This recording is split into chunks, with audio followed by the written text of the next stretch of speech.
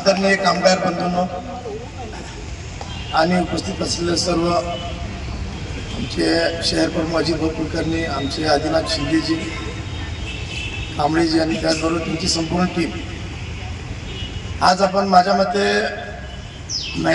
दीड महिन्यानंतर इथे सभा घेतली, बरोबर आहे?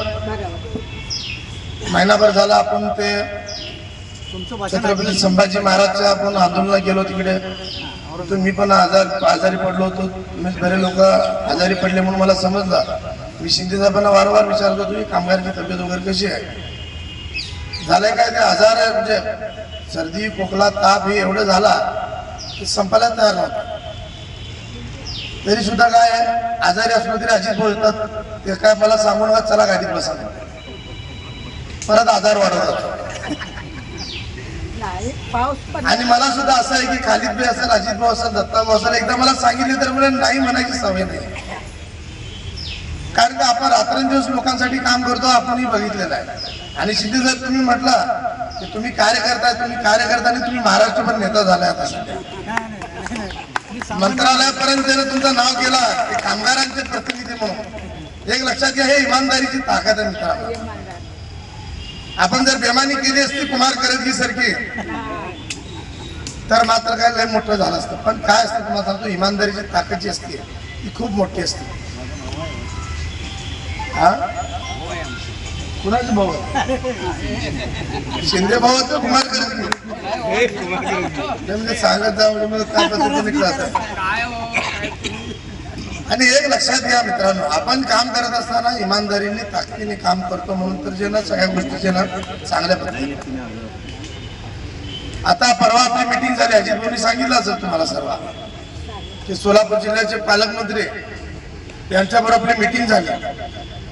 आणि त्या मीटिंग मध्ये जे ना मी असेल, अजित भाऊ असेल, खालीद भाई असेल, शिंदे साहेब असतील, कांबळे असतील, सगळ्यांना तिथे बोलण्याची संधी भेटली. होतं का माहित आहे का, बाकीचे जे काँग्रेस, राष्ट्रवादी, भाजपवाले जे आहेत ना, तुम्हाला 100 पाऊल मागे ठेवतात आणि हे पुढे जातात लाली पावडर लावून. आणि जातात तिथे काय हात जोडतात का पाया पडतात ते काय करतात माहित नाही. पण आल्यानंतर मात्र त्यांची शर्ट एकदम जे ना कडक असतात आणि सांगतात तुम्ही असं बोललो तसं बोललो. तसं काही नसतं मित्रांनो. तुमच्या समोर तुमच्या समक्ष जे झालं असतं तेच खरं असतं, बरोबर आहे ना? आज जायचे पाय पडायचे आणि बाहेर कॉलर टाईट करून यायचे, हे प्रहारचा धंदा नाही. आम्ही जे समोर आहे तेच मागे असणार आहे तुमच्या. मी वारंवार सांगतो की आपले लक्ष्मी विष्णू कामगारांचे जेवढे काही कामगार आहेत ते सर एका जातीत असते. जर सगळेच हिंदू असते तर तुमचं काम कधीच संपलं असतं. सगळेच बौद्ध असते तर तुमचं काम कधीच संपलं असतं. सगळे मुसलमान असते संपलं असतं.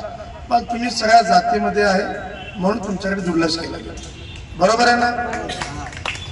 आणि जातीच्या नावाने मोर्चे करणारे भरपूर आहेत ना. 1-1.5 फुटा पण आहे बघा महाराष्ट्रभर जातीच्या नावाने त्यांना मोर्चे काढत फिरायला. पण सामान्य लोकांचे, सामान्य हिंदूंचे काय प्रश्न आहे, सामान्य मुसलमानचे काय प्रश्न आहे.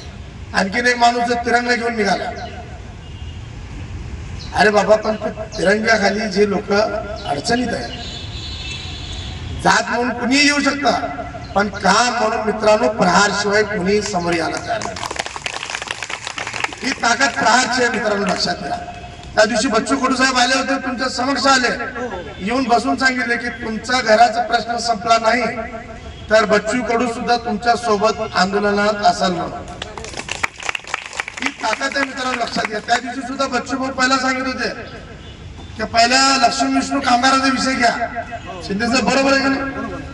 दुसरा कोणी असता तर पहिल्या माझ्या मतदारसंघाचा घ्या, माझा घ्या म्हणत असतं. पण बच्चू कडू हे एकमेव असे आमदार आहेत, 288 पैकी किती पहिले मला की सोलापूरच्या पहिला लक्ष्मी विष्णू मिल कामगारांचा प्रश्न घ्या. मित्रांनो, हे महत्वाचं लक्षात घ्या. आपण आपल्यासाठी वैयक्तिक साठी काय करतो याच्यापेक्षा आपल्या लोकांसाठी आपल्याला काय करता आलं पाहिजे हे महत्वाचं असतं. त्या दिवशी मीटिंग मध्ये आम्ही बसलो, चंद्रकांत दादांनी चहा बिस्किट दिला, बोललं, सगळं व्यवस्थित चर्चा झाली. कलेक्टरला सांगितलं, महानगरपालिकेच्या आयुक्ताला सांगितलं कशा पद्धतीने काय करता येईल त्याच्यासाठी. आता आज परत मी कलेक्टर साहेबांकडे जाणार होतो पण आज सुट्टी आहे. काल गेलो तो कलेक्टर साहेब बीसी मध्ये होते, आम्हाला सुद्धा काय काय अशी असते की बाबा आजचा एक दिवस गेला तर उद्या बघता बघता बुधवार येतो,